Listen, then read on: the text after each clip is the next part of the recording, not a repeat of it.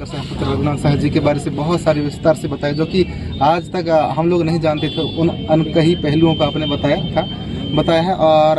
अवश्य ही हम अमल करेंगे। और भी जो दादा रह गए होंगे तो कुछ आज हमारी जनता को बताइए, ताकि और भी लोग जो नहीं पहुंच पाए इस कार्यक्रम में, तो इस वीडियो के माध्यम से आपके विचारों को सुन सके। दादा भैया, आज जैसा कि आप सभी जानते हैं कि आज जो है राजा शंकर साय पुत्र कुंवर रघुनाथ साय गोंडवाना की अमर बलिदानी, जो हमारे गढ़ा पूर्व के राजवंश थे और जिन्होंने अंग्रेजों की गलत नीतियों के खिलाफ मोर्चा खोला था, और उनकी जो योजना थी कि किस तरह से अंग्रेजों को हताश करके और यहाँ से भगाया जाए। लेकिन कुछ ऐसे देशद्रोही, ऐसे कुछ गद्दार जिन्होंने राजा शंकर साय पुत्र रघुनाथ साय जी की योजना को और अंग्रेजों को बता दिए। डिप्टी कमिश्नर जो क्लार्क है, उन्होंने धोखे से माला दाई की पूजा करते हुए, क्योंकि माला दाई की जब पूजा करने जाते थे राजा शंकर साय रघुनाथ साय, तो उस समय निहत्थे होते थे, अपने जो अस्त्र शस्त्र थे उनको नहीं ले जाते थे साथ में। तो उनको पूरा भेद बता दिया गया कि आपको यदि पकड़ना है राजा शंकर साय रघुनाथ साय को, तब जब वो माला दाई की पूजा करने के लिए जाते हैं, जब निहत्थे रहते हैं, उसी समय उनको पूजा करके निकलते समय उनको पकड़ना है। तो जैसे वो पूजा करके निकल रहे थे उसी समय उनको पकड़ दिया गया और उन्हें तरह तरह से प्रलोभन दिया गया, तरह तरह से उनको और कहा गया कि भाई आप जो है हमारी बात मान लो, अंग्रेजी हुकूमत के खिलाफ आप लोग बगावत मत करो, आपको हम इस तरह से सम्मान देंगे, आपका जो गढ़ा पुरवा है, आपका जो गढ़ है, उस गढ़ के जो राज आपको हम मान्यता दे देंगे, लेकिन उसकी बगावत आप मत करो, आपको उचित इनाम दिया जाएगा, आपको बहुत ज़्यादा ढेर पेंशन दिया जाएगा। ऐसा तरह तरह के जो लोग दिखाए। लेकिन हमारे जो राजा हैं मातृभूमि की रक्षा के लिए, उन्होंने किसी भी प्रकार से जो है उनके जो लोभ है, उनके जो शर्त है उनको नहीं माना। बोले कि हमको फांसी हो जाए, हमको जान गंवाना क्यों ना पड़े, लेकिन हम लोग मातृभूमि की रक्षा के लिए और किस तरह से गद्दारों से समझौता नहीं करेंगे। उन्होंने समझौता नहीं किया और उनको 18 सितंबर 1857 में उनको तोप के मोहड़ा के सामने खड़े करके उनको उड़ा दिया गया। बहुत से हमारे जो पुरखा थे वो तो बताते थे कि पहले उनको फांसी पे लटकाया गया और फांसी पे लटका करके उनको शर्त मानने के लिए कहा गया, लेकिन जब वो नहीं माने तब कहा जाता है कि उनको फांसी से उतारा गया। इसके बाद उन्हें जो है अलग अलग खम्भा गड़ाए गए और दोनों खम्भों में अलग अलग बाप बेटा को बांधा गया, और बांध करके जो है उनको वही शर्त रखी कि भाई आप मान जाओ। तो बेटा भी देखता था बाप की तरफ और बाप देखता था बेटा की तरफ। जब बेटा देखता था बाप को तो बाप हिला देता था नहीं कि नहीं मानना है बात, और जब बेटा से पूछा जाता था तो बेटा भी सिर हिला देता था कि बात नहीं मानना है। इस प्रकार से दोनों बाप बेटा जो हैं और इस धरती के लिए जब से नहीं माने बात तो और तोप की मोहड़ा से उनको उड़ा दिया गया। उनके जो शरीर के जो अंग है वो चिथड़े के रूप में पूरे धरनी पर दूर दूर तक बिखरे पड़े थे, जिनको महारानी फूल कुंवर जी ने बाद में उठा करके, और वो भी संकल्प लिया कि मैं भी इस धरती के लिए, और जैसे हमारे पति और मेरे जो राजा हैं और मेरे जो बेटा हैं जिस तरह से वो धरती के लिए रक्षा के लिए प्राण गवाए, उस प्रकार मैं भी उनके जो मिशन है, उनकी जो योजना है उसको आगे बढ़ाऊंगी। और उन्होंने भी आगे चल करके और अपने प्राणों को कुर्बानी दी, वो भी किसी तरह से पीछे नहीं हटे, किसी प्रकार के समझौता नहीं किया। तो इस प्रकार से बहुत से हमारे यहाँ से और बलिदानी है, कुर्बानी। अभी आप जो हम जिस क्षेत्र में हैं, इधर भी एक हमारे जो ठाकुर कुंदन सिंह गौड़, उनका भी अभी इतिहास हमको लाना बाकी है। इसी तरह से हमारे जो सिंहपुर गढ़ी सिंगौरगढ़ के राजा हमारे कोर्चु गोत्र के हैं, जो राजा ढांगा राजा, उनकी रानी ढांगी रानी, उनका जो बलिदान है उनको भी अभी सामने लाना है। साथ ही हमारे गंधु भोज मलगांव जो हमारे बरसा पलकी थे, और हमारे सहपुरा के विजय शाह मरकाम, ऐसे बहुत से जो क्रांतिकारियों का भी जो वीरता है, उनके जो बलिदान है उनको अभी हमको सामने लाना है। और ऐसे बहुत से ऐसे हमारे जो महापुरुष हैं जिनके बलिदान की कहानी अभी अधूरी है। तो क्रमशः हम धीरे धीरे करके जिस प्रकार राजा शंकर साय रघुनाथ साय गीत गाने के माध्यम से हमने सामने लाने का प्रयास किया, महारानी फूल कुंवर के जो वीरता है उसके इतिहास को सामने लाने का प्रयास किया, महारानी वीरांगना दुर्गावती जी के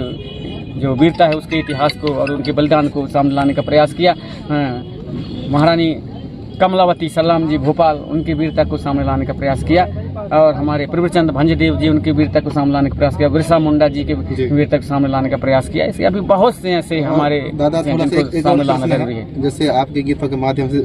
तोप नहीं चल रहा था, जब तोप नहीं चल रहा, जब तोप जैसे तोपची बोला, क्लार्क जो बोला कि तोप चला दो, तो तोप जो नहीं चल रहा था तो वो भी घबरा रहा था, क्योंकि वहाँ ढेर सारी जो उनके आज जो तोप से उड़ाया जाएगा उनको मौत की सजा सुनाई जाएगी। तो सारे जो प्रजा थी जो राजा को बहुत ज्यादा चाहती थी, वो सारे लोग एकत्रित हुए, और सारे लोग एकत्रित हुए, बोले कि हमारे राजा और हमारे कुंवर को आप लोग छोड़ दो, उसके बदले में हम अपनी जान देंगे। और वहाँ पर जो तोप के मोहड़ा के सारे जितने भी जनता है वो वहाँ पर आकर के तोप को पकड़ लेते, उसके सामने हो जाते थे, जिसके कारण जो है तोप को नहीं चला पा रहे थे। क्योंकि जो मौत की सजा है तो मौत की सजा राजा को दिया गया था और कुंवर रघुनाथ शाह जी को दिया था, शंकर शाह रघुनाथ शाह दोनों को दिया गया था, लेकिन वहाँ प्रजा सामने आ जाती थी, जिसके कारण तोप नहीं चला पा रहे थे। और कहा भी जाता है हमारे पुरखा लोग जब तोप चला रहे तो मालादाई की जो शक्ति है वह हम लोग जो है अपने पैन पुरखों को मानते हैं, तो उनके शक्ति के कारण तो वो तोप भी नहीं चल रहा था। लेकिन अंत में जो राजा शंकर शाह रघुनाथ शाह हमारे पुरखा बताते थे, उन्होंने भी कहा कि ऐसे में जो आने वाले समय है तो जो एक वैज्ञानिक खोज है, जो एक आगे चल करके और सबको मान होगा, तो उसकी कहीं ना कहीं और अवहेलना न हो, तो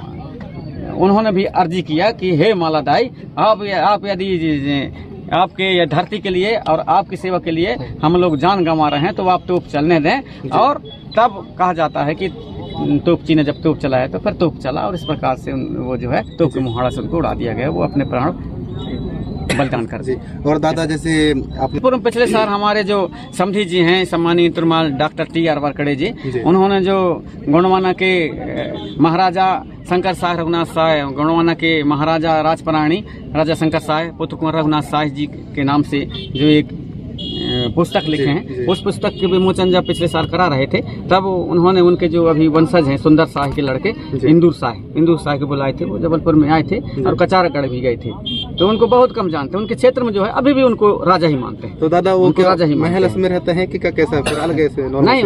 महल में नहीं रहते, अब महल में नहीं रहते, लेकिन उनके जो मानते हैं, जो क्षेत्र में मानते हैं, तो पहले देवरी का एरिया था, वो देवरी में दिया गया था, बहुत से ऐसे गाँव थे देवरी क्षेत्र में। देवरी से फिर वो लोग कुछ गाँव जो है उधर बेलखेड़ी साइड हो गए थे, दमोह के आगे हैं, तो बेलखेड़ी में इस समय वो रह रहे हैं, ऐसा हमारे समधी जी बता रहे डॉक्टर TR वारकड़े, तो वहाँ पर वो रहते हैं। लेकिन उधर जो क्षेत्र के जो सभी लोग हैं उनको आज भी राजा जी के नाम से ही पुकारते हैं और उनको राजा जैसे मानते भी हैं। बहुत बहुत धन्यवाद दादा, आपने इतने कभी समय मिले तो आप भी उनकी खोज करें और बेलखेड़ी गाँव जाएं, उनसे चर्चा करें और उनसे पूछें, और भी जो इतिहास यदि उनके पास में जो होगा। तो